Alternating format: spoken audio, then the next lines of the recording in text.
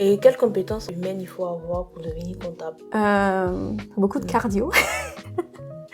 Et je dirais avoir de l'aisance relationnelle parce que je peux être moins compétent qu'un collègue, mais juste le fait que j'arrive à mieux comprendre mon client, j'arrive à lui sortir une information qui est plus adaptée à son cas, par exemple. Donc il faut vraiment avoir le côté relationnel, vu qu'on est en contact tout le temps et direct avec le dirigeant. Il faut vraiment arriver à le comprendre, à savoir ce qu'il veut, ses projets, etc. Par exemple, s'il veut créer une société et que dans quelques années, il veut modifier, il faut que dès le début, je sache que dans quelques années, il va modifier, pouvoir lui montrer les meilleures offres, le meilleur statut adapté à son entreprise. Ensuite, je dirais, il faut être organisé parce qu'on a beaucoup de délais à respecter, des choses sur lesquelles on ne peut pas se permettre d'être en retard. Sinon, on paye des pénalités et les pénalités, des fois, ça se chiffre en 4-5 chiffres. Voilà.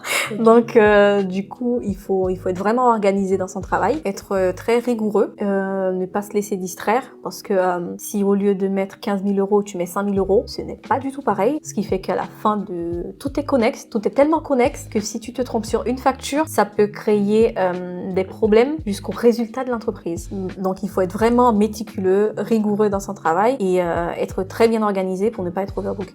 Ok, waouh. Ok, et quelles sont les compétences techniques?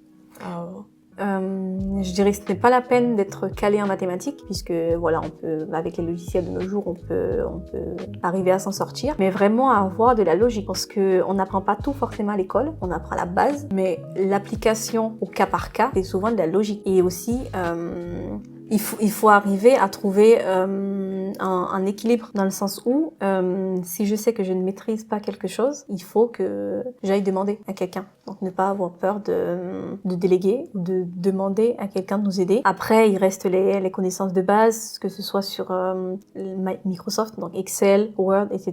Donc on travaille beaucoup avec Excel, Word pour la rédaction de tout ça. Il faut, on va dire, un minimum de connaissances sur bureautique et aussi des aptitudes à la transformation. Si un jour mon cabinet doit changer de logiciel, il faut que je sois apte à apprendre le nouveau logiciel dans très peu de temps. Puisque si c'est dans une période où j'ai des documents à rendre, il faut que, je comprenne le logiciel et deux, j'arrive à produire des informations fiables. Donc il faut vraiment, c'est l'adaptation en fait.